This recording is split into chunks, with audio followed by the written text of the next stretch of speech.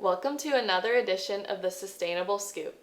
I'm Sophia Cummings, a journalism major at the University of Missouri, and today I'm here with Nancy Sargeant. Yes. Hi, welcome. Thank you. So Nancy is a celebrated journalist who has worked with the Associated Press, NPR, and Bloomberg, and her most recent project is working on the Turning Point Suffragist Memorial in Lorton, Virginia. So could you tell us a little bit about the memorial? Yes, the memorial is the first national memorial that tells the entire arc of the suffrage history, 72 years from 1848 in Seneca Falls until the ratification of the 19th Amendment in 1920. And there is no national memorial that is telling the entire story. We have 19 stations within the memorial that tell the history on kind of a timeline. And if someone were to come to see the memorial, they could go and read these 19 stations and kind of get a capsule of the history. So you had the vision for this 13 years ago, like you mentioned. What inspired you to start this? Well, I can't take credit for starting it. This is located in Occoquan Regional Park, which is part of Nova Parks. And Nova Parks actually realized the Occoquan Regional Park was very near where history had been made, where suffragists who were the first to ever picket the White House actually were taken to what was then called the Occoquan Workhouse for blocking the sidewalk. They were taken down there and they were ill-treated, ate maggot-infested food, and in some cases, after they went on hunger strikes, they were actually force-fed. It really was a turning point in the movement. And after people learned about it,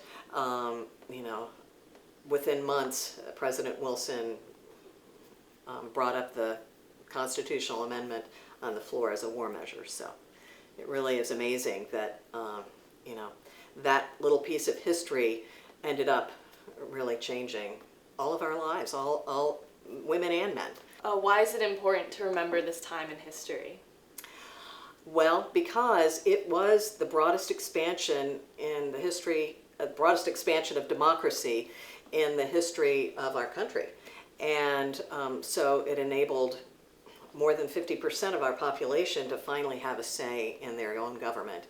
Women, before the 19th Amendment was passed, if they owned property and were married to their husband, they had to give it to their husband.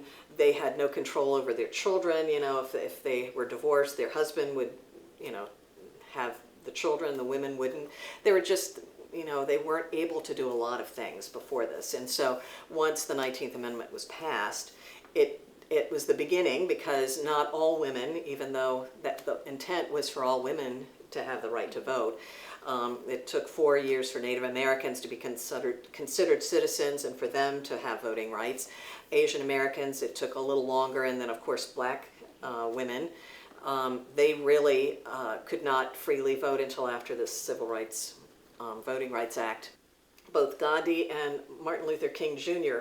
point to the suffragists as the first example of a nonviolent protest and how they tried to run their movements in a very nonviolent way. So I feel that the suffragists, that truly was the first civil rights movement and nonviolent civil rights movement. So I don't think most people would think that of the women either. How can the injustices of the suffragist movement be linked to other injustices, and what can young activists draw from these women? Well, I think the thing people can learn is that generally for any movement to be successful, you usually have to have a more conservative, deliberate part of the movement, and then you have to have kind of the more radical side of the people who are willing to take more risks. And it generally takes both, because the risk takers are the ones that are going to probably get more attention, whereas the deliberate people, they're doing the hard work behind the scenes. So I think that is what, and working together in a common cause.